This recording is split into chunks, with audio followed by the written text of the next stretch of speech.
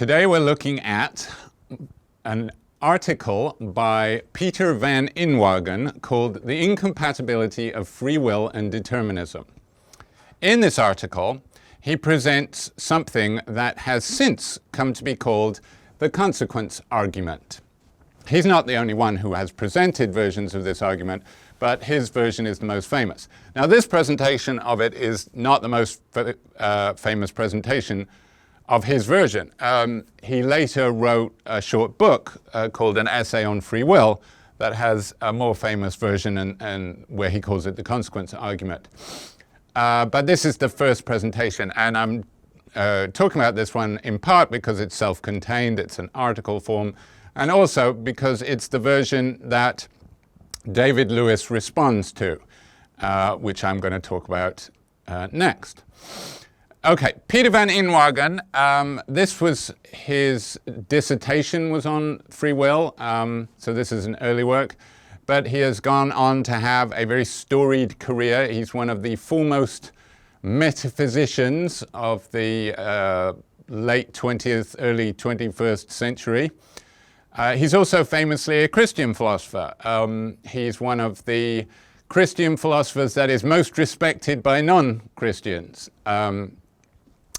Yes, Christian philosophy of religion tends to be a little bit ghettoized in philosophy, like it has its own journals and it has certain people who do it, just talk to each other. But it also has, there are a number of figures. Van Inwagen is a famous one. Alvin Plantinga is probably even more famous. There's a guy called Dean Zimmerman, who's pretty well known, who do sort of metaphysics in general, and they kind of break out of the philosophy of religion ghetto, if you will. Anyway, this argument is for something called incompatibilism. I'm going to give a very quick background to put this argument in context. It is not a new point to claim that determinism is incompatible with free will. Determinism being essentially the idea that the world follows ordered laws such that if you knew the laws of the universe, or the laws of physics as he calls them in this article, if you knew the laws that the universe worked according to, and we know some of them. This started to become an issue when Newton, for example, Newton's laws were having amazing success at predicting the behavior of heavenly bodies. So suddenly, this new science appeared to be able to explain with total predictive accuracy where stars and planets in the heavenly bodies would be, weeks and months into the future. So that seems to suggest that the universe itself was a giant sort of piece of clockwork that followed rigid rules, that if you knew the rules, you could predict exactly the entire state of the universe at any future point. That being so, though, although this is great news for science because it enables us to make predictions, and it enables us, for example, to NASA does things like sends up probes that encounter comets, which is like hitting one bullet with another bullet, if you think about it, because a comet is passing through at a vast speed, and we have to know exactly where it'll be so that we can point the probe to go there so that they arrive at the same time. NASA does that regularly, and the fact that they're able to do that is great. But the problem that determinism seems to raise is that we are also part of the universe, and it seems like if you can predict the entire state of the universe at any point in the future, you can also predict the entire state of any person so that you can know exactly what they'll be doing. That appears to create a problem for free will. It seems to suggest that our behavior is entirely predictable, and thus the feeling that we have that it's up to us is an illusion because we're doing what the laws say we will do. It's as if you programmed a robot to do something, but also programmed in a feature so that it thought it was doing it of its own volition, when in fact it's just following its program. Now, of course, this raises all kinds of moral and ethical issues. Can you be morally responsible for anything you do if you could not have done otherwise? So you can see why this is a huge issue and why it's been discussed by philosophers for hundreds and hundreds of years. Now, the views around free will and determinism have fallen into camps, or at least come under labels. So, for example, you can divide two camps, incompatibilism and compatibilism. The incompatibilist says either one, you can have either one or the other. Determinism, which I'm labeling D here, can be true, or we can have free will, but you can't have both.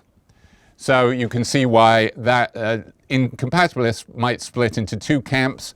The hard determinists say determinism is true and therefore we're not free, whereas the libertarians say we're free and therefore determinism is not entirely true. Both of these offer sort of more, particularly the libertarians. There are various different explanations of how undetermined free will is supposed to work. For example, a famous 20th century account is by Roderick Chisholm, who talks about there's a special kind of cause that agents have that is an uncaused cause. That's one kind of libertarianism. There's a kind of libertarianism by a guy called Robert Kane, who suggests that there's a little bit of indeterminacy at a quantum level in our brain that allows some of our actions to be self-forming, as he says, that are not caused by the history of, by the state of the universe at a prior state, and that enables us to be free. So there's various different kinds of libertarianism. On the other hand, we have the compatibilists. And obviously compatibilists say you can have your cake and eat it too. That is, determinism and free will are compatible. Both can be true. Now, the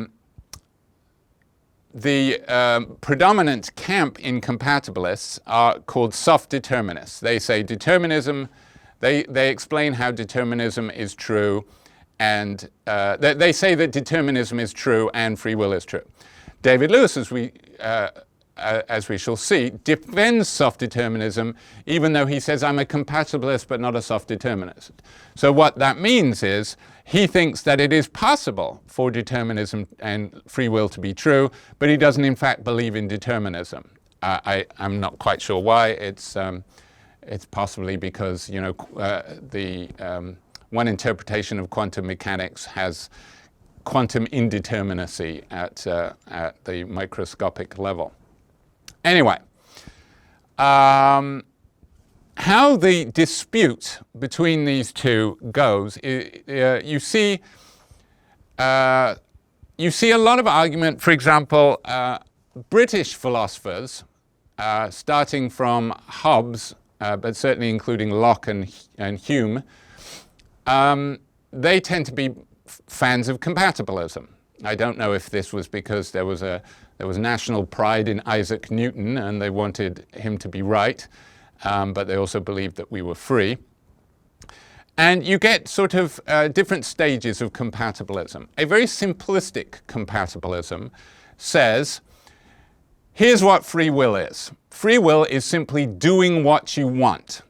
Doing what you want is entirely compatible with the world being like a giant piece of clockwork. I can want to do something, and my beliefs and desires can cause my action. And in fact, determinism is far from being a barrier to my doing what I want. It makes doing what I want possible and certainly easy. And you could argue more strongly, you have to have determinism in order for me to be able to do what I want. Now, Van Inwagen mentions this, but this seems to describe determinism as simply that every event has a cause. And he says, I'm going to have a stricter definition of determinism. But anyway, someone like Hume, for example, argues that that it has to be the case that my actions are under my control, and this requires determinism for me to be able to do what I want. Now, that's a simple version of compatibilism, and it seems to miss something important about freedom. For example, an obvious response to that is, okay, yes, you can do what you want, but what if what you want is not under your control? What if what you want is just programmed into you, or, you know, a product of your environment? If we think that somebody's desires were just a result of their genetics, then we don't think that they're free in the important sense, which is what you require for moral responsibility. So what you really need, and what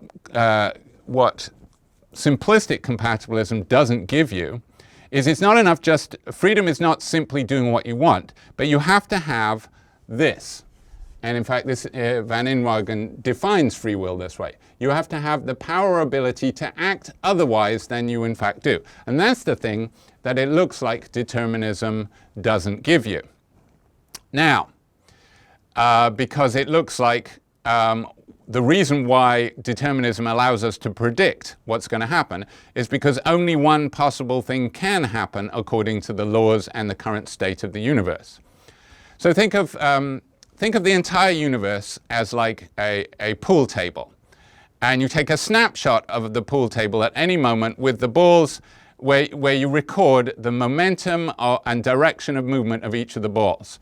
If you know the laws of movement and you know the laws of nature, having that snapshot, that complete snapshot, including what direction all the balls are moving and their momentum and so on, having that snapshot plus knowing all the laws of the universe will enable you to work out what the position of all the balls on the pool table will be at any moment in the past or future. You can work forward or backwards from the current state. You can work out what state the pool table had to be in before that to reach that point, and you can work out what state the pool table is going to be at any point in the future. That's what determinism appears to be, and that's sort of the picture that Van Inwagen is saying here in the first of his premises. He says if determinism is true, then the state of the world at a time long ago, combine that with the laws of physics, so those two facts together entail the state of the world right now. So in other words, according to determinism, the way the world is right now is entirely predictable from the way the world was at any moment in its history, combined with the laws of physics, just like my little analogy with the pool table. So the way the pool table is right now could have been worked out if you knew the state of the pool table at some time in the past, plus the laws of physics. That's the idea of determinism. So it seems like at every moment there's only one possible unique state the universe could be in, which includes, and of course the universe includes you. So there's only one complete state that you could be in. So it looks like if the judge, in his little description, he describes a judge has a choice between raising his hand, which will mean that somebody is not executed, or keeping his hand down, which means that somebody is executed, and the judge keeps his hand down. Well, it seems like the fact that he keeps his hand down was entirely predictable if determinism is true. Now, so there's already, without the consequence argument, there's already this worry that it looks like determinism is incompatible with this. What have compatibilists before Van Inwagen, because they were aware of this, said in response? Well, the two main responses are, first of all, that actually, in fact, free will does not require this. Now, most famously in the 20th century, Harry Frankfurt offers an argument. Now, it doesn't actually deny that free will requires the ability to do otherwise. He focuses on moral responsibility. And in fact, his famous article, 1969, is called Alternate Responsibilities alternate possibilities and moral responsibilities. And he describes what's come to be known as a Frankfurt case, where it seems like somebody could not have done otherwise and yet should be held responsible. Okay, well, Van Inwagen can say, well, I'm not interested. Moral responsibility and free will are not necessarily the same thing, and I'm talking about free will. So that's one thing they could say in response to that. And there are various people, the literature on Frankfurt cases is voluminous. It's a very nice example. It's worth checking out, but I think most people still, or at least a significant number of people still believe that you need the power to do otherwise to have free will. So the alternative route is to say, actually, compatibilism can give you that you can have this even if determinism is true. And one way to do this, which Van Inwagen talks late in his paper, is called the conditional analysis. That is, free will requires that a person, S, for subject I guess, be able to do otherwise than what they do. So if S does X, in order for X to have been done freely, it has to have been the case that S could have not done X. Well, according to the conditional analysis, even though the subject is determined by the laws of nature and the state of the universe to do X, they still could have done otherwise. Why? Because S could have done otherwise is equivalent, says the conditional analysis, to this statement. If S had chosen to do X, then S would have done X, or not X, or whichever. So suppose the judge in fact keeps his hand down. According to the conditional analysis, the judge kept his hand down freely and could have done otherwise, because if he had chosen to do otherwise, he would have raised his hand. Now, is this satisfactory? Well, Van Inwagen says it doesn't affect this argument. This argument still works anyway, so there must be something wrong with the analysis. But also it seems very unsatisfactory, because the obvious response that the libertarian can make, or the incompatibilist can make, is, yes, but S couldn't have chosen to do otherwise. Why did this subject choose? Why did the judge choose to keep his hand down? Because of the desires that nature had installed into him, and there was no way that he ever would have chosen to do otherwise. So it seems a little bit fishy anyway. So that was sort of the state of play when Van Inwagen came. But nonetheless, compatibilism certainly would probably have been regarded as the dominant view. And then Van Inwagen comes along with this, and it seems like a very serious challenge to compatibilism. And incompatibilism flourished after this, this argument. Just to explain the randomness criticism, depending on your version of libertarianism, libertarians seem to argue that to be free, my action must not have been caused by the state of the universe prior to it. Then Hume, for example, gives this criticism, says, but wait a minute, if my action is not caused by the state of the universe, then it's not caused by any facts about me. It's not caused by my beliefs and desires, because they're part of the state of the universe prior to that.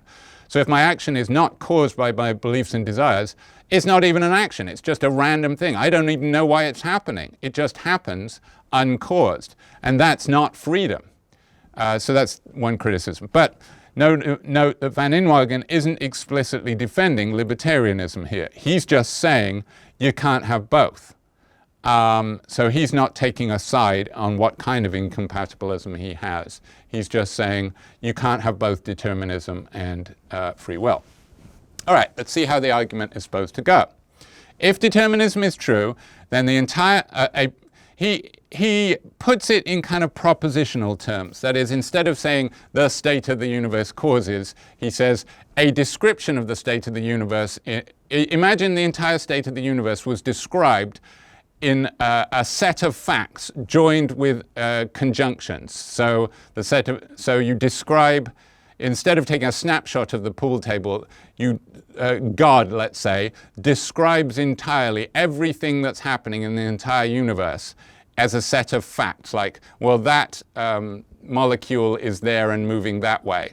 And this is all written down in some magic giant God book. Well, then that would be this entire proposition of the state of the world at the time the judge makes, supposedly, either raises his hand or doesn't. Well, in fact, he doesn't. And this is the entire state of the world, like before the judge is born, so sometime in the distant past. Okay, if determinism is true, then the combination of a complete description of the state of the universe sometime in the distant past, combined with the laws of physics, if you know both of that, that guarantees that the state of the world, the universe, at the moment the judge keeps his hand down, has to include the judge keeping his hand down. That's determinism for you. Now, if the judge had raised his hand, which he didn't, but if he had raised his hand, then this would be false, because it's a complete proposition which includes as part of it that he kept his hand down. So if he raised his hand, that means that the whole thing, which is a huge conjunction, has one conjunct that is false, because it says that he kept his hand down. In fact, he raised it. So the whole thing would be false. If this whole thing, then if the judge could have raised his hand, he could have made it false. So this is an ability he had.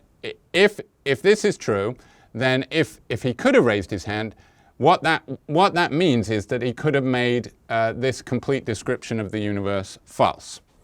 Now, if he could have rendered P false, and if this is true, if determinism is true, then he could have rendered, so if he could have rendered this false, then he could have rendered this false. That's by what's called modus tollens.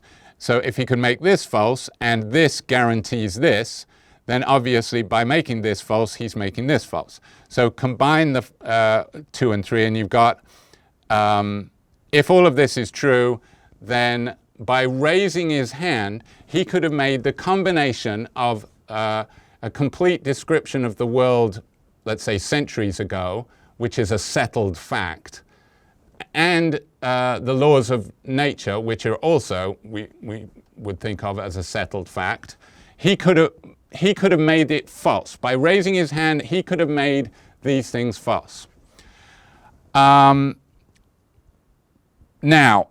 we're going to assume that he can't make the state of the world at a time in the past false. You can't change the past, right? The past is the past. You can't make it true that, Kennedy wasn't shot, because he was. It's settled. So nothing we can do right now can change the past. So given that we rule out that, assuming that he could make this combination false, it must be by making this part of it false, because it can't be by making this part of it false, because this is the past and you can't change the past. So if he could have rendered those false, it must be through making the laws of physics false. But, premise 6, you can't make the laws of physics false. And then he describes, so Van Inwagen talks about cases where you might find it a little bit confusing, so it's worth talking about. Yeah, for example, he says, A, nothing ever travels faster than light. B, Jones, a physicist, can construct a particle accelerator that will cause protons to travel at twice the speed of light. Now, it is possible that both of those are compatible, which sounds weird. Why is it possible that it can be true both that nothing ever travels faster than light and that Jones can construct a particle accelerator that can cause protons to do that? How can both of those be true? Because of the word can.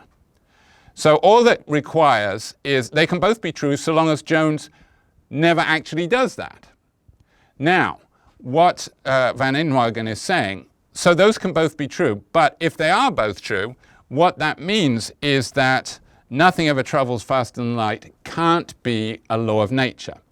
So in other words, he's kind of making it true by definition that if you can render it false, if you have the ability, even if you don't, even if you never exercise that ability, but if you have the ability to render something false, as apparently Jones does, because he has the ability to make this machine where things travel faster than light, then the thing that you can render false can't be a law of nature. So basically, by definition, if you can render it false, it's not a law of nature. So he can't have rendered the law of nature false.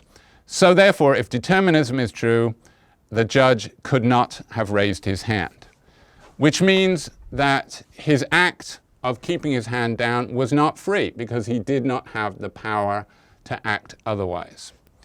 So basically, Van Inwagen is saying, if determinism is true, then in order to be free, you have to be able to either change the past or break the laws of physics. As you can't do either of those things, if determinism is true, you can't be free, because freedom requires one of those and you can't do either.